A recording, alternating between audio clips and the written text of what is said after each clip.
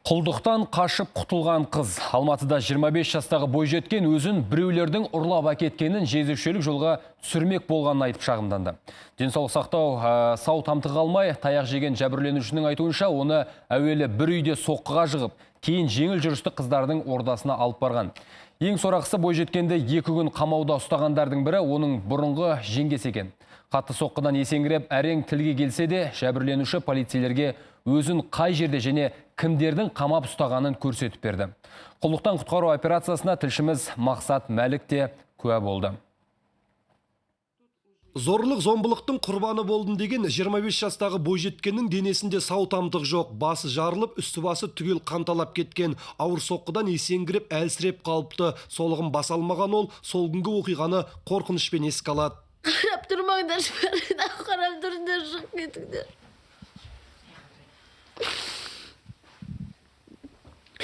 Тамақ жейтін орамен сосын удалениетімнің несімен буындырып, арқамдан ұрып, аяқтарымен, қолдарымен, тізелермен тұр.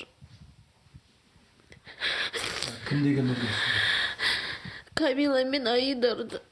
Бойжеткеннің айтуынша, жұмыстан қайтқан бетінде оны ұрлап кетіп, соққыға жыққандардың бірі туысқан ағасының бұрынғы әйелі екен. Ең сорақысы, қорғансыз жанды аяусыз тепкілегендер оны қорқытып үркітіп, жеңіл жүрісті қыздардың қатарына қоспақ болыпты. Пресска болып жұмыс жасайсың, жұмыс жасамасаң, мен саған анандай қағаздардың бәрін дайындап қойдым, апарып әке-шешеңе көрсетем деп, кешкісін мені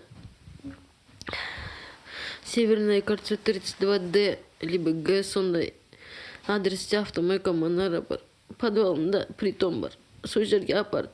Осылайша 2 күн құлдықта болған ол ретін тауып түн ішінде жақындарына хабарласқан. Сөйтіп өзін қай жерде күштеп ұстап отырғанын айтып үлгеріпті. Бірақ айтылған мекенге тәртіп сақшыларымен бірге жеткен туысқандары үйге кіре алмай кері қайтыпты. Ал істің насырға шапқанын білген сыбайластар ертеңіне оны Сайран автобекетіне ертіп әкелген. Толық қыз сіңілімнің қасында келді, жетектеп.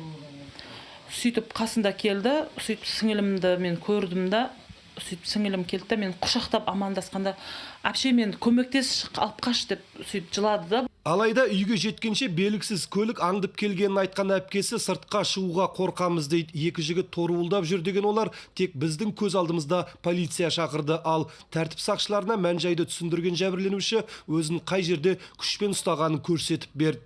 Қайсы мына жасыл үйге? Жасыл ворота.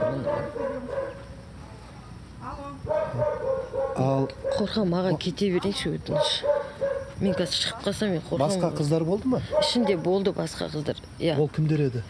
Олар тәтеге жұмыс істейтін қыздар болған. Жәбірленуші көрсеткен үй маңында әп-сәтте сақшылардың қарасы көбейіп, тіпті оқиға орнына жедел тергеу тобы алып ұшып жетті. Абыр-сабырды естіген көршілер бұл үйден талай рет жеңіл жүрісті қыздарды көргенін айтады.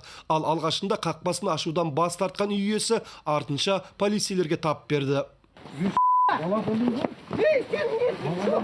Десе де полицейлер үйдің ішін тінтіп, бірнеше адамды ішкі істер басқармасына алып кетті. Ал айдың күннің аманында зорлық көрген бойжеткен әлі де қауіпсіздігі үшін алаңдайтынын жасырмады. Мақсат Мәлік, Қайрат Зиябеков, КТК, Алматы.